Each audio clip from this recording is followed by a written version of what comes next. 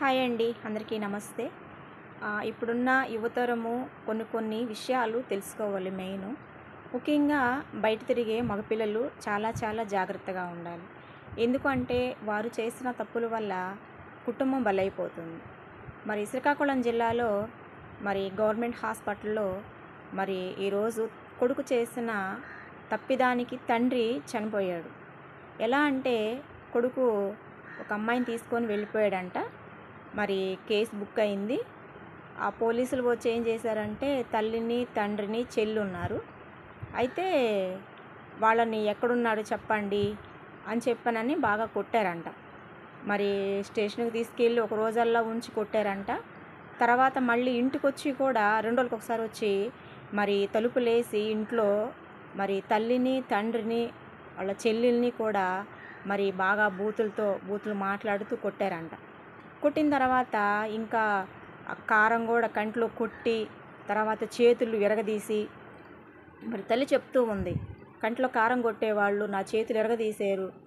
నా భర్తనైతే బెల్ట్తో చాలా దాదాపు ఒక పావు గంట పైన ఎక్కువ కొట్టారు బెల్ట్ తీసుకొని.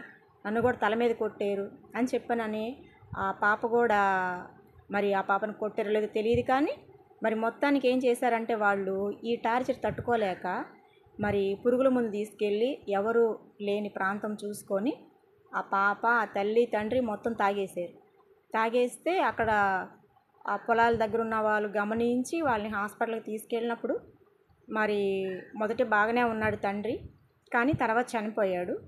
అయితే ఇప్పుడు తల్లి, చెల్లి పరిస్థితి కూడా చాలా విషమంగానే ఉంది. అయితే యువత ఒక్కసారి గమనించాలి. మనం వెళ్ళిపోతున్నాము, తర్వాత మన తల్లిదండ్రులు బలైపోతారని ఒక్క నిమిషం ఆగి ఆలోచన చేయాలి. ఆడపిల్ల కానీ మగపిల్లోడు కానీ ఒక్కసారి ఆలోచన చేయండి. అంతేకాకుండా ఇక్కడ పోలీసులు కూడా వాళ్ళు ఆ విధంగా వాళ్ళని కొడుకు చేసిన తప్పుని తల్లిదండ్రులని కొట్టడం, శిక్షించడం అనేది చాలా నేరం. ఎందుకంటే మీరు కూడా ఒక బాధ్యత గల పదవిలో ఉండి కూడా మీకు కుటుంబాలు ఉన్నాయి. ఇప్పుడు ఆ కేసు తిరిగి ఇప్పుడు అతను చనిపోయాడు. ఆ కేసు తిరిగి మీ మీదకి వచ్చినప్పుడు మీ కుటుంబాలు ఏమైపోతాయి? మీ జాబులు పోతాయి, మీ కుటుంబాలు ఏమైపోతాయి? వాళ్ళు రోడ్డున పడతారు. కాబట్టి కోప ఆవేశాలు ఉద్యోగం చేసే విషయంలో కొంత ఆలోచన చేసి ఎక్కడ తప్పు జరిగింది అనేది మనము కొంత సమయం వేచి చూడాలి. అదే ఎక్కువగా ధనమున్న వాళ్ళ పిల్లలు కానీ తీసుకెళ్ళినట్లయితే వాళ్ళ పట్ల ఈ విధంగానే ప్రవర్తిస్తారా? ఒక్కసారి గమనించండి. ఇప్పుడు సమాజంలో ఎలా ఉంటున్నారంటే డబ్బున్న వాళ్ళని ఒకలాగా, డబ్బు లేని వాళ్ళని ఒకలాగా. అందులో వాళ్ళు చాలా అమాయకులు తల్లిదండ్రులు, వాళ్ళకి ఏమీ తెలియదు. వాళ్ళు ఎక్కడి నుంచో పొట్టకూటి కోసం వలస వచ్చి అక్కడ బతుకుతూ ఉన్నారు.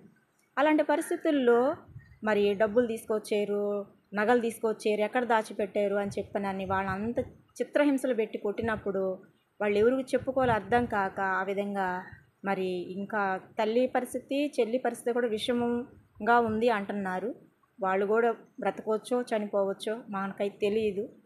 వాళ్ళు బ్రతకాలనే కోరుకుందాం మనం. అలా చేసిన అబ్బాయి చేసినట్లుగా ఇంకే అబ్బాయి కూడా, ఏ అమ్మాయి కూడా చేయకుండా ఉండాలని ఒక చిన్న సలహా అన్నమాట. ఎందుకంటే మనం చెప్తే ఎవరు వినరు, వాళ్ళకై వాళ్ళు తెలుసుకోవాలి. ఒకసారి గమనించుకోండి. ఎందుకంటే మన కుటుంబ పరిస్థితులు ఏంటి, మన స్థితిగతులు ఏంటి, సినిమా హీరోలు చేసినట్లు అలా సినిమాలు చూడటానికే బాగుంటాయి కానీ అవి లైఫ్కి అన్వయించుకోవడానికి మాత్రం కుదరవు. కాబట్టి మగపిల్లలు, ఆడపిల్లలు గమనించుకొని మన పరిస్థితులు ఏంటని గమనించుకొని ముందుకు అడిగేయాల్సి ఉంటుంది. ఎందుకంటే మీరు ఒక్కరే కాదు, ఈ రోజున తండ్రిని కోల్పోయో తర్వాత తల్లిని, చెల్లిని కూడా కోల్పోవచ్చో, లేదంటే ఉంటారో తెలియదు. నీ పాటికి నువ్వు వెళ్ళిపోయావు చిన్న, ఆ తల్లిదండ్రుల పరిస్థితి ఏంటి? నువ్వు రేపొద్దున్న అనాథగా మిగిలిపోతావు. సో కాబట్టి ఎవరు కూడా ఇలాంటి తప్పులు చేయకుండా ఉండాలని ఈ వీడియోను అనేక మందికి, వీలంత మందికి షేర్ చేయండి ప్లీజ్.